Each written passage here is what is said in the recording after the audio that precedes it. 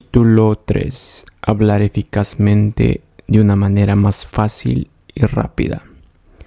Rara vez miro televisión durante el día, pero recientemente un amigo me pidió que sintonizara cierto programa vespertino dirigido principalmente a las amas de casa. Su calificación era elevada y mi amigo quiso que lo presenciara pensando que la participación del auditorio, que constituía parte del programa, podría ser de interés para mí. Así fue ciertamente.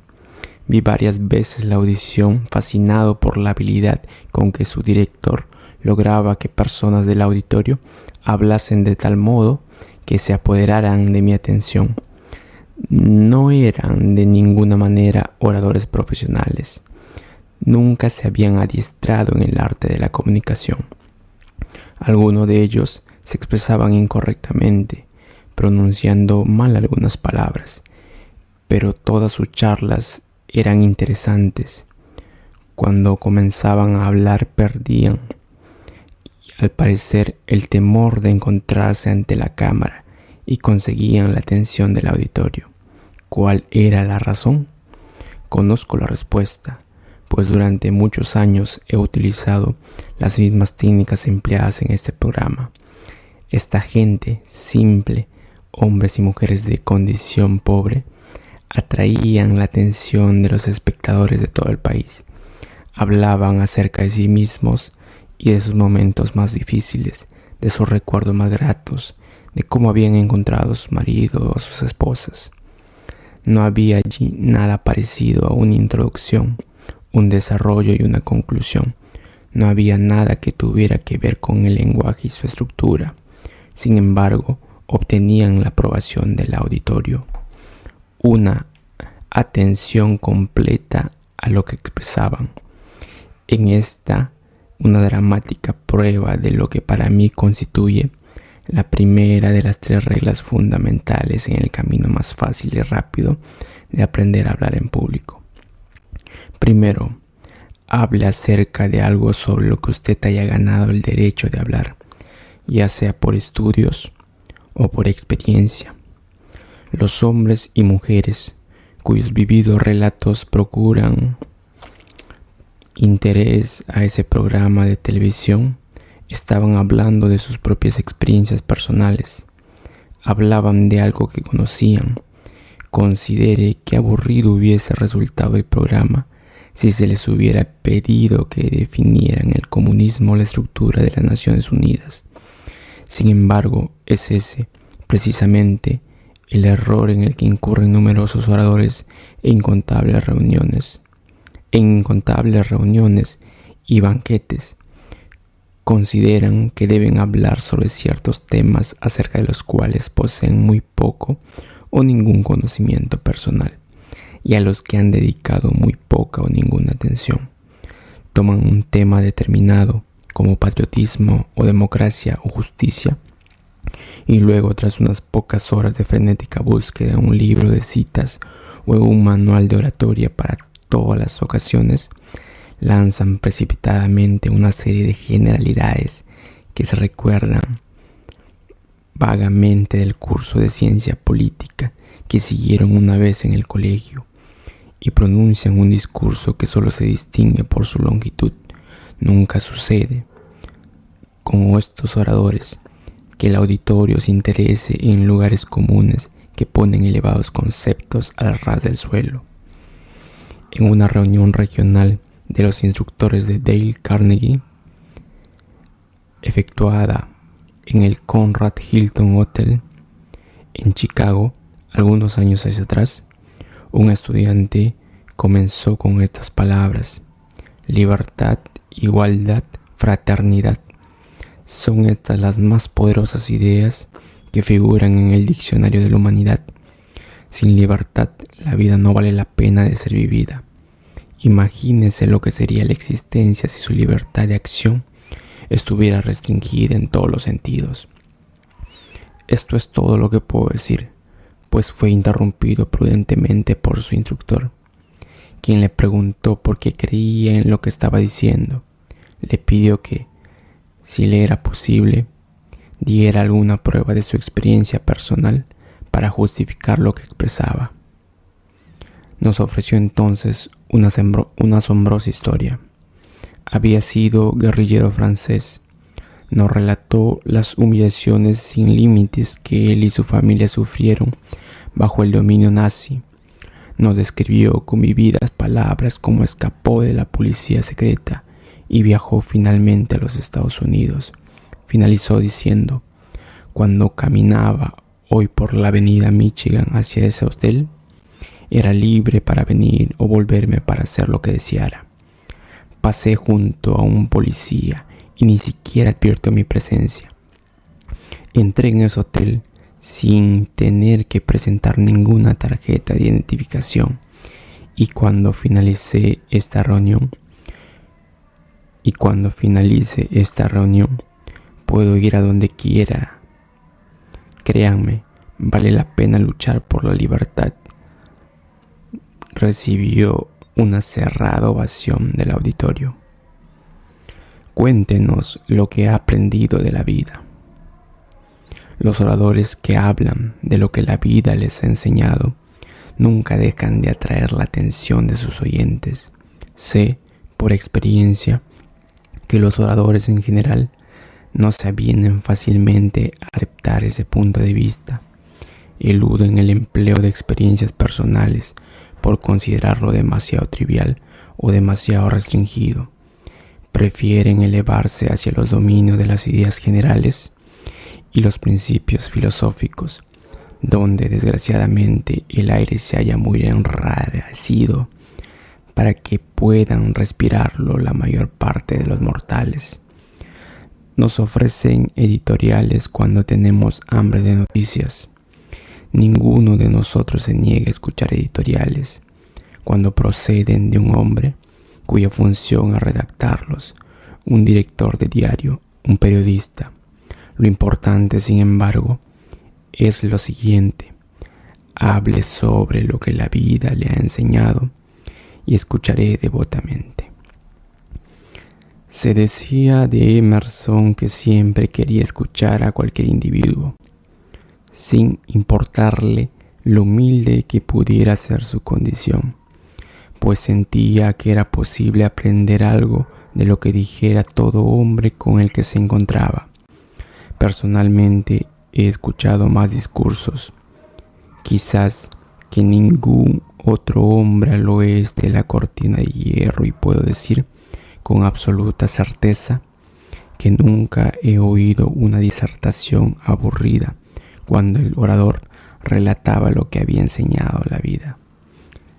Cuando el orador relataba lo que le había enseñado la vida, por breve o trivial que pudiera haber sido la lección. Un ejemplo: hace algunos años, uno de nuestros instructores dirigía un curso dedicado a los empleados más antiguos de los bancos de Nueva York. Naturalmente, los miembros de dicho grupo, como tenían sus horas muy ocupadas, se hallaban frecuentemente con dificultades para prepararse convenientemente, o bien para llevar a cabo lo que consideraban una preparación. Habían pasado sus vidas pensando para sí, nutriendo sus propias convicciones personales, viendo las cosas según sus propios puntos de vista, viviendo sus experiencias originales. Habían pasado 40 años acumulando material para hablar, pero era difícil para alguno de ellos comprender esto plenamente. Un viernes, cierto individuo empleado en uno de los bancos de la ciudad, para nuestros propósitos lo llamaremos señor Jackson, se encontró con que había llegado su turno y acerca de qué podría él hablar.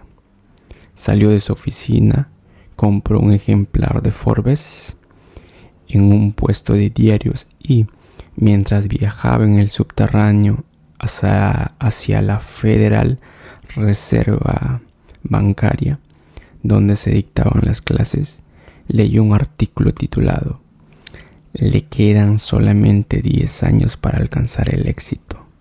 Lo leyó no porque le interesara especialmente el tema, sino para poder hablar sobre alguna cosa durante su espacio de tiempo en la clase.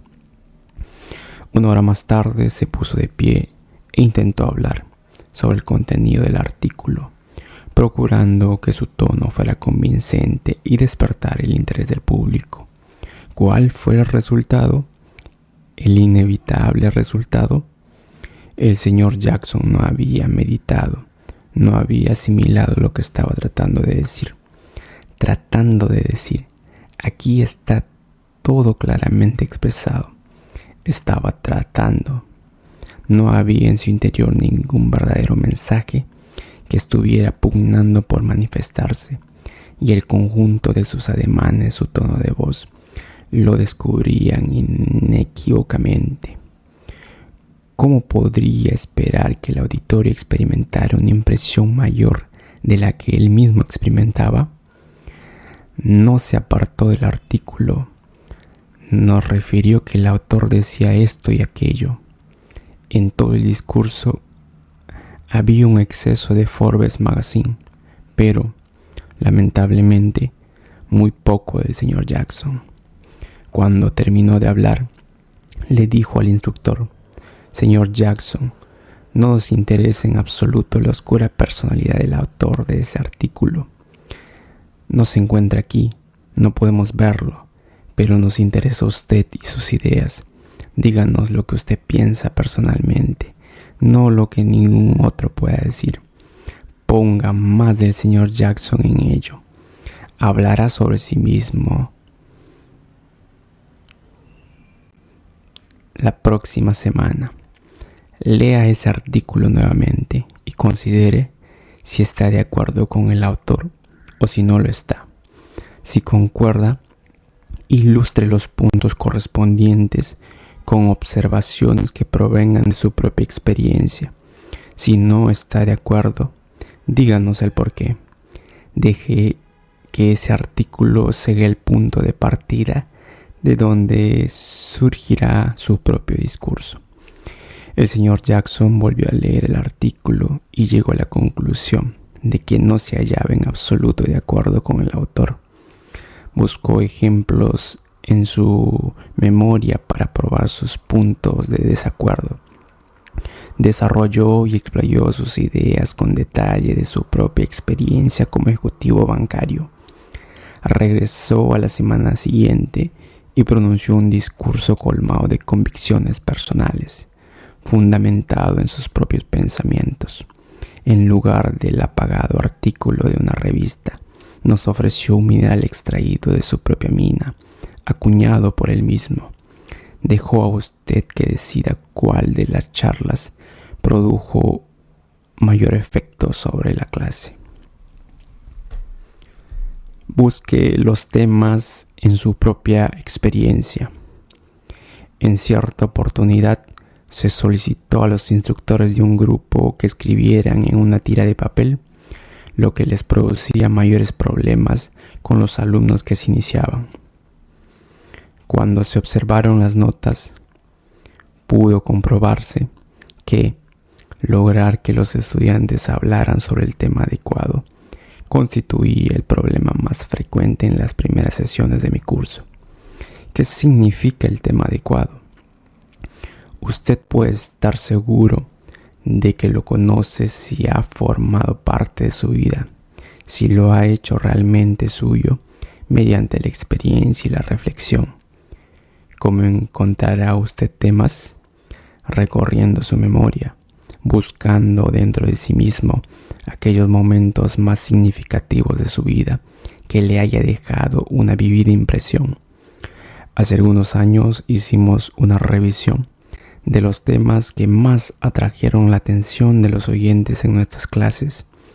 Descubrimos que el material que mayor impresión provocaba en el auditorio se relacionaba con determinados aspectos muy bien definidos en el conjunto de nuestros recuerdos. Los primeros años y la manera en que nos educaron, todo lo relacionado con la familia, las memorias de la infancia, los días escolares, atrae invariablemente la atención, pues a la mayoría de nosotros Nos interesa saber qué obstáculos encontraron otras personas y cómo los vencieron en el medio ambiente en que fueron criados. Siempre que sea posible, introduzca en sus charlas ilustraciones y ejemplos correspondientes a sus primeros años. La popularidad que gozan las obras de teatro, películas y cuentos relacionados con el tema de enfrentamiento con el mundo en los primeros años de vida atestigua el valor de ese material en lo que respecta al asunto que estamos tratando. Pero, ¿cómo puede usted asegurarse de que a alguien le interesará conocer lo que sucedió en su juventud? Es algo comprobado. Si algún recuerdo aparece nítidamente en su memoria, muchos años después del hecho que rememora, casi puede garantizarse el interés del público. Primeras luchas para abrirse camino. ¿Es este un sector de nuestra experiencia colmado de interés para el hombre? Nuevamente aquí la atención de un grupo puede ser absorbida mediante relato de los primeros intentos que haya hecho usted por dejar una señal de su paso por el mundo, cómo se inició en su actividad particular y en su profesión, qué circunstancias especiales determinaron su carrera. Háblenos de sus tropiezos, de sus esperanzas de triunfo, de cuando usted comenzaba a competir por su lugar en el mundo. Un cuadro realista de la vida de cualquiera de nosotros, si lo expresamos modestamente, constituye un material de éxito casi seguro. Aficiones y entretenimientos. Los temas correspondientes a este sector de nuestra experiencia están basados en las preferencias personales y como tales dominan la atención. Uno no puede equivocarse hablando sobre algo que realiza solo por el placer que le produce. El entusiasmo natural que uno siente por su afición particular permitirá que la exposición del tema interese a cualquier auditorio. Áreas especiales de conocimiento. Muchos años de trabajo en un mismo campo habrán hecho de usted un perito en la línea que se oriente sus esfuerzos. Puede estar seguro de obtener una respetuosa atención si discute aspectos de su tarea o profesión basados en sus años de experiencia o de estudio. Experiencias poco frecuentes. ¿Se ha encontrado alguna vez con un gran hombre? ¿Ha estado en la guerra bajo el fuego enemigo? ¿Ha pasado por alguna crisis espiritual en su vida? Estas experiencias constituyen el mejor material para su discurso. Creencias y convicciones. Quizás haya dedicado usted gran parte de su tiempo y de sus esfuerzos a pensar en su posición acerca de temas vitales relacionados con el mundo de nuestros días. Se ha dedicado usted numerosas horas al estudio de importantes soluciones. Ha ganado con ello el derecho de hablar acerca de ellas. Pero cuando lo haga, asegúrese de que ofrece ejemplos específicos para sostener sus convicciones. Al público no le gustan los discursos plagados de conceptos generales. No vaya a considerar la lectura ocasional de algunos artículos periodísticos como una suficiente preparación para hablar sobre tales temas. Si su conocimiento no es mucho mayor que el de su auditorio, mejor será que no hable. Por el contrario, si usted ha consagrado años de estudio a un asunto en particular, se trata, indudablemente, de un tema sobre el que usted debe hablar. Por supuesto, úselo. Como puntualizamos en el capítulo 2, la preparación de una charla no consiste meramente en registrar sobre un papel unas cuantas palabras mecánicamente, ni tampoco en aprender de memoria una serie de frases. No consiste en extraer ideas de segunda mano de algún libro leído apresuradamente o de un artículo periodístico, Consiste, por el contrario, en penetrar en lo más profundo de su mente y sacar a la luz algunas convicciones fundamentales que de allí se han acumulado en el curso de su existencia. No dude en ningún momento de que allí se encuentra el material preciso.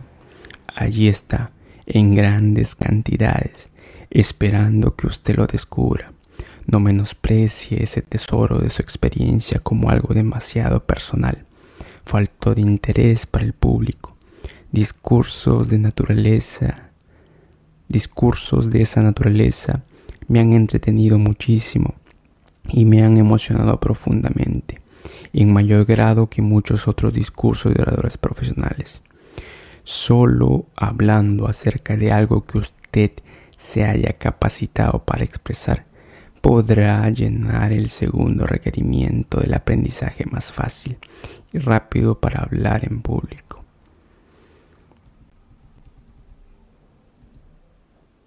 El segundo requerimiento es: asegúrese de que siente entusiasmo por su tema. No todos los temas sobre los cuales usted o yo hemos ganado el derecho de hablar nos producen entusiasmo. Por ejemplo, por diversas circunstancias, yo podría disertar sobre el lavado de platos, pero por una u otra cosa no puedo entusiasmarme con el tema. En realidad, me olvidaría del mismo casi por completo. Sin embargo, he escuchado hablar a amas de casa, amas de llaves para ejecutivos, que pronunciaban soberbias conferencias sobre ese mismo tema. Se había despertado en ellas tal indignación ante la tarea de lavado de platos, o habían creado tan ingeniosos métodos para eludir el desagradable trabajo, que pudieron llegar a entusiasmarse realmente con el tema. En consecuencia, lograron hablar con eficacia sobre el lavado de platos. He aquí una pregunta que le ayudará a determinar la conveniencia de los temas sobre los cuales usted siente capaz de hablar en público. Si alguien se pone de pie y se opone resueltamente a sus puntos de vista, ¿se sentirá usted impulsado a expresarse con convicción y sinceridad en defensa de su posición? Si es así, usted posee el tema adecuado para su disertación. Recientemente he revisado algunas notas que escribí en 1926, después de haber asistido a la 7ª reunión de la Liga de las Naciones en Ginebra. Este es uno de los párrafos. Luego de 3 o 4 insulsos oradores leyeron sus manuscritos, Sir George Foster de Canadá subió al estrado. Con una inmensa satisfacción observé que no llevaba papeles y anotaciones de ninguna clase. Él gesticulaba casi constantemente, tenía puesto el corazón en lo que decía, llevaba algo que necesitaba expresar por todos los medios, los hechos que trataba de transmitir al auditorio, seguras convicciones que abrigaba dentro de sí mismo, eran tan claros como el lago de Ginebra que se veía a través de las ventanas. Los principios por los que yo había abogado siempre en mis clases estaban bellamente ilustrados en ese discurso. A menudo recuerdo aquellas palabras de Sir George. Era sincero, poseía buena fe, solamente eligiendo temas que sentimos tan buenos en nuestro corazón como en nuestra mente se pondrá nuestra sinceridad de manifiesto. El obispo Fulton J. Sheen, uno de los más dinámicos oradores de los Estados Unidos, aprendió esta lección en los primeros años de vida. Había sido seleccionado para el torneo de debates en el colegio. Escribió en su nuevo libro, Vale la pena vivir. Y la noche anterior al debate sobre Nuestra Señora, Nuestro profesor me llamó a su despacho y me reprendió. Estás totalmente mal. Nunca hemos tenido en la historia de este colegio un orador peor que tú. Bueno, dije tratando de justificarme. Si estoy tan mal, ¿por qué me ha elegido usted para el torneo? Porque eres capaz de pensar, contestó. No porque seas capaz de hablar. Trata de superar ese obstáculo. Toma un párrafo de tu discurso y examínalo detenidamente. Repetí el mismo párrafo una y otra vez por el término de una hora, al fin de la cual el profesor me preguntó: ¿encuentras algún error? No. De nuevo 1 hora y media, 2 horas, 2 horas y media. Ya me encontraba exhausto. ¿Aún no ves dónde estás equivocado? Después de 2 horas y media, por ser naturalmente rápido, comprendí. Sí, no soy sincero. No soy yo mismo. No expreso lo que yo quiero decir realmente. En aquel momento, el obispo Shen aprendió una lección que nunca olvidaría. Se compenetró en su discurso. Llegó a entusiasmarse con el tema de su disertación. Solo entonces el inteligente profesor le dijo: ahora ya estás listo para hablar. Cuando algún miembro de mis clases dice que nada puede entusiasmarlo, que lleva un estilo de vida muy aburrido, nuestros instructores le preguntan qué es lo que hace con su tiempo libre. Unos van al cine, otros a jugar los bolos y otros cultivan rosas. Uno de los alumnos le dijo al instructor que coleccionaba cajas de fósforo. Como el instructor le siguió haciendo preguntas sobre su rara afición, el individuo se fue animado gradualmente. Pronto acompañaba sus palabras con ademanes mientras escribía las gavetas donde guardaba su colección. Le dijo al instructor que poseía cajas de fósforo procedentes de casi todos los países del mundo. Cuando llegó a entusiasmarse hablando de su tema favorito, el instructor lo detuvo. ¿Por qué no nos habla del tema? Me parece fascinante. Confesó que creía difícil que este tema pudiera interesar a alguien. Se trataba de un hombre que había pasado años de su vida ocupando un pasatiempo que, para él, era casi una pasión. Sin embargo, no creía en su valor como el tema para una charla.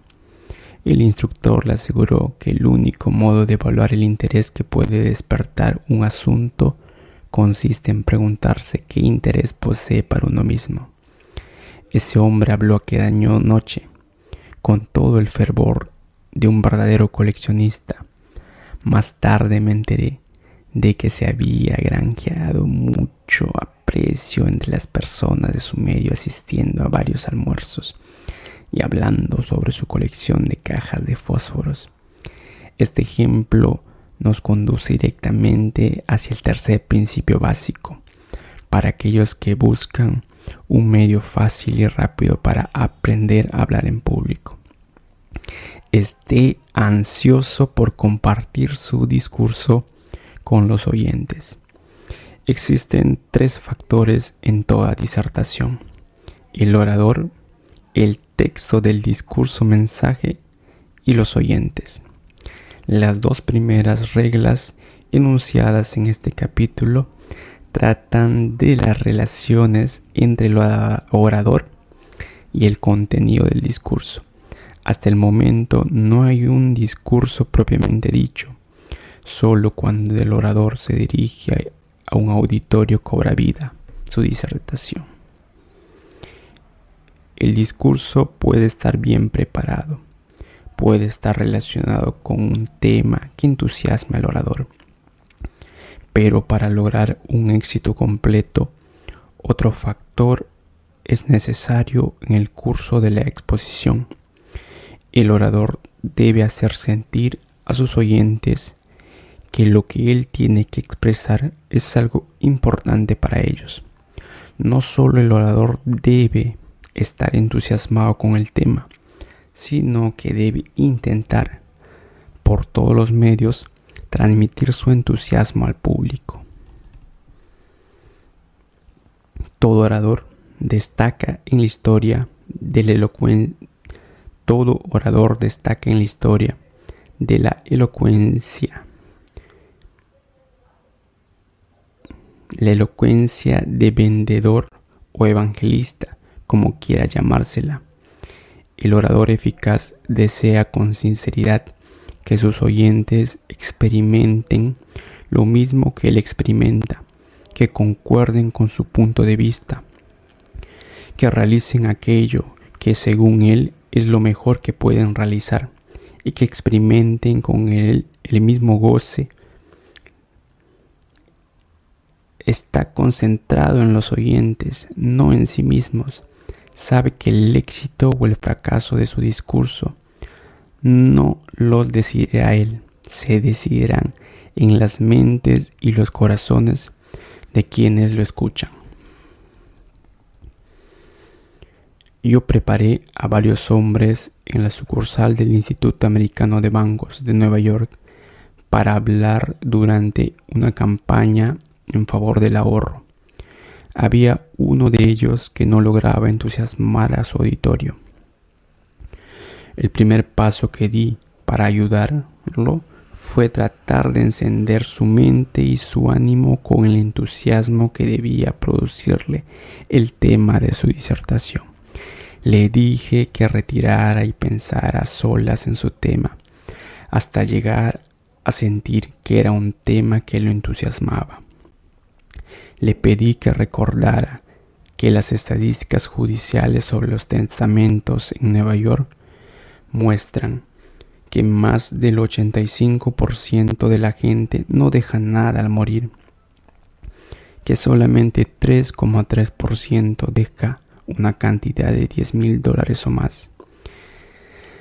Debía tener siempre en cuenta que no estaba pidiendo un favor personal a nadie o algo que la gente no estaba en condición de realizar.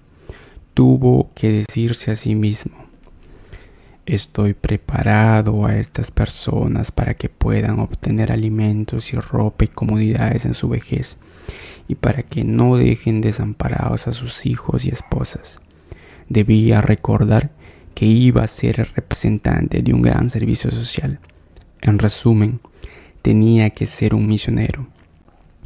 Este hombre pensó en todos estos hechos, lo hizo penetrar en su mente, se despertó un propio interés, su propio entusiasmo, y llegó a sentir que realmente tenía una misión que cumplir.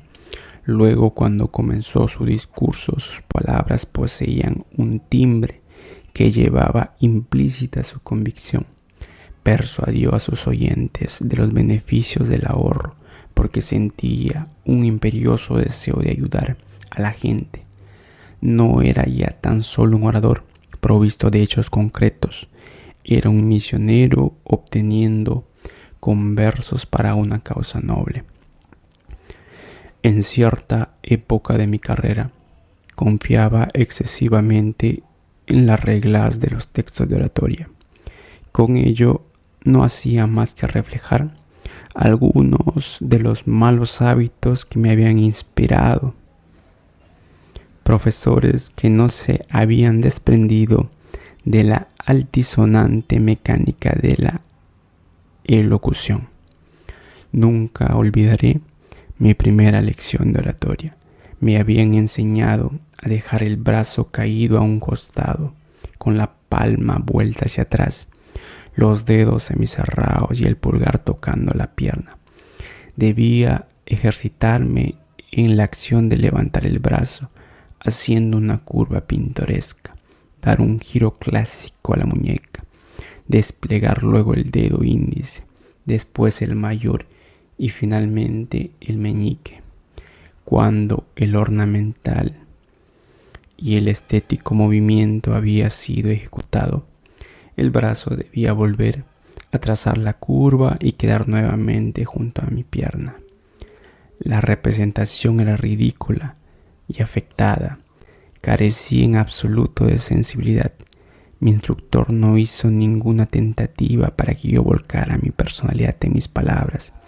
Nada para hacerme hablar como un hombre normal que pone toda su energía en mantener una conversación con el auditorio. Comparé esta mecánica, introducción al aprendizaje de la oratoria, con las 3 reglas fundamentales que he expuesto en este capítulo. En ellas se encuentran el fundamento de toda mi introducción al aprendizaje para llegar a ser un eficiente orador. Las encontrarás una y otra vez en las páginas de este libro. En los 3 capítulos siguientes, cada una de ellas será desarrollada con detalle.